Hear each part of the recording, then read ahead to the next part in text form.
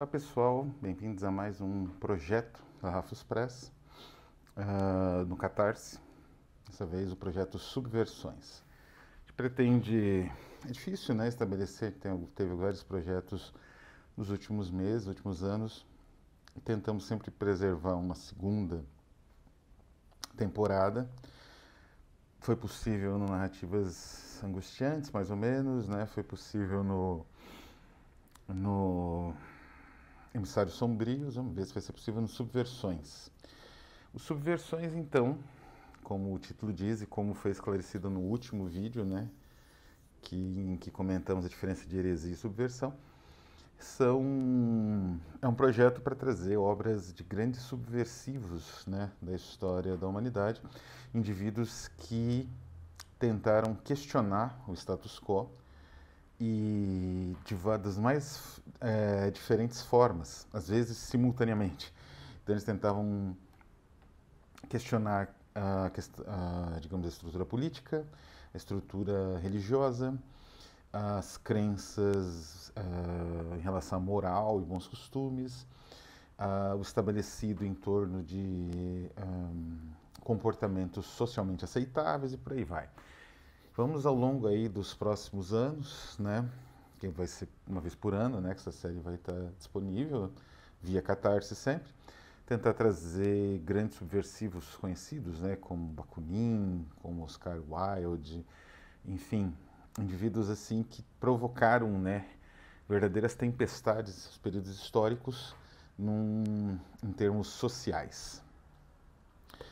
Nessa primeira, digamos, temporada dos Subversões, de 2020, finalzinho de 2023, nós vamos trazer 3 subversivos. Um espanhol, madrilenho, que é o primeiro deles, o Antônio de Hoyos e Vinem, Antônio de Hoyos e Vinem, o William Morris e o Aleister Crowley. Se a gente for pensar em termos de idade, seria William Morris, Antônio de Hoyos e Vinem e Aleister Crowley. Os 3 representaram momentos estiveram mais ou menos, não chegaram a ser contemporâneos, embora fossem mais ou menos bem próximos em idade. Morris bem mais velho, mas o Antônio de Hoyos e Vinem e o próprio Crowley, mais ou menos da mesma idade, faleceram mais ou menos na mesma época.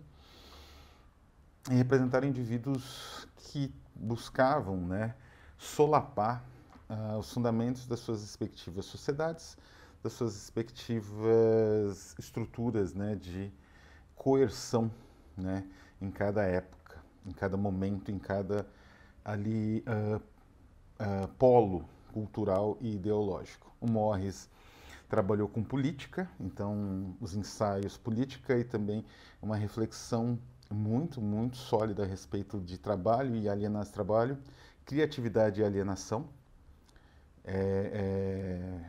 A reflexão do Morris é muito rica, muito sólida e antecipou a redescoberta de alguns textos sobre alienação dos Grundrisse, dos cadernos do Marx, foram só redescobertos no século XX, depois dos anos 50, não é? E é um questionamento geral dessa estrutura de trabalho alienante e que reduz o indivíduo a um grau de sujeição tal que melhor seria, sei lá, ele está preso, mas não trabalhando, ou morto.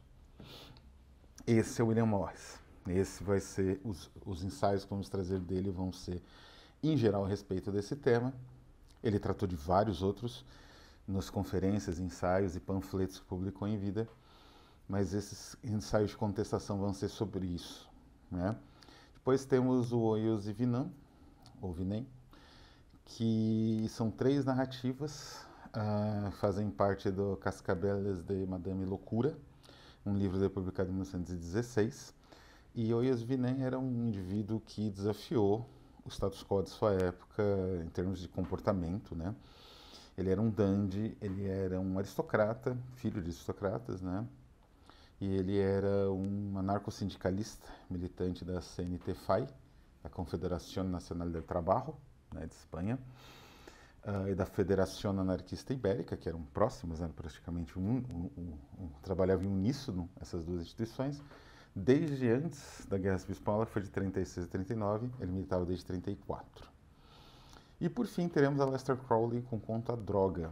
Crowley dispensa apresentações, né, o homem mais depravado do mundo, né, segundo a mídia sensacionalista britânica. É um indivíduo extremamente polêmico, tanto a obra, tudo que ele produziu em vida, quanto a visão de mundo dele e tal, mas é impossível não dizer que ele era negar o fato dele ser um indivíduo extremamente subversivo e que buscava minar os alicerces morais e religiosos também, digamos, da sociedade, não exatamente vitoriana, né, porque ele já nasceu bem no finalzinho dessa era, mas a sociedade britânica de um modo geral. E ele fez com bastante eficiência nos contos, né, breves dele, especialmente nesse A Droga, que é um conto visionário arrebatador. Estamos aqui, inclusive, com os materiais aqui, um dos textos de William Morris. Eu estou utilizando esta tradução como pesquisa, também um material, né, para fazer o ensaio introdutório. Todos os livros terão paratextos, inclusive de autores internacionais como Jonathan Wood, que gentilmente, né, vai realizar um paratexto para A Droga, né, o conto do Crowley. Aqui temos a edição onde foi publicado, de onde tiramos o material, né, o texto original para a tradução, não é? Os contos completos de Crowley, né, publicados em forma de manuscrito. Alguns saíram, como o próprio A Droga, saíram em periódicos, em revistas, né? E o Hoyos, material bastante de internet, né? Ele é um autor bastante pouco conhecido, sem muitas referências no Brasil, o que é uma pena. Então a gente vai trazer uma tradução realmente única desse autor, porque no Brasil temos pouco material disponível. Então é isso, espero que vocês apreciem o projeto, colaborem se for possível, ou divulguem, né? É bom ter claro que são autores. O Crowley é bastante conhecido no Brasil, mas as suas narrativas menos, e menos estudadas também. Olha o volume, são mais ou menos mais de 600 páginas do volume de contos dele. Ele escreveu muito em termos de narrativa e muito pouco saiu no Brasil. Então, A Droga é um dos contos que, até onde eu me lembro, não existe nem em português de Portugal. Morris, no Brasil, ele sofre bastante preconceito, né? Da parte de pessoas que conhecem pouco ou são ficcionadas ali, fixadas só mais na parte de design dele ou da relação dele com a Irmandade Pré-Rafaelita e não com Marx, ele também teve relações, ou Engels. Então ele é pouquíssimo estudado, pouquíssimo publicado no Brasil, ainda mais nos ensaios políticos, diferente da França, que tem esse volume e um outro chamado Contre les arts d'élite. E Hoyos Vinan, infelizmente, como eu disse, é um autor completamente desconhecido do Brasil. O público brasileiro desconhece. As obras dele estão disponíveis no AB Books, tem obras digitalizadas, né, no Archive ou no Gutenberg, projeto Gutenberg, mas isso não é a mesma coisa que divulgar, estudar, mostrar as filiações e o desenvolvimento desses autores, algo que vamos fazer no projeto. Por isso peço apoio, né? A Rafos é uma editora independente, uma editora que valoriza a heresia e a subversão, valores que são pouco, digamos assim, são bastante negligenciados no Brasil, que tem pouco valor e que são valores essenciais para o progresso da humanidade em si, se formos pensar bem.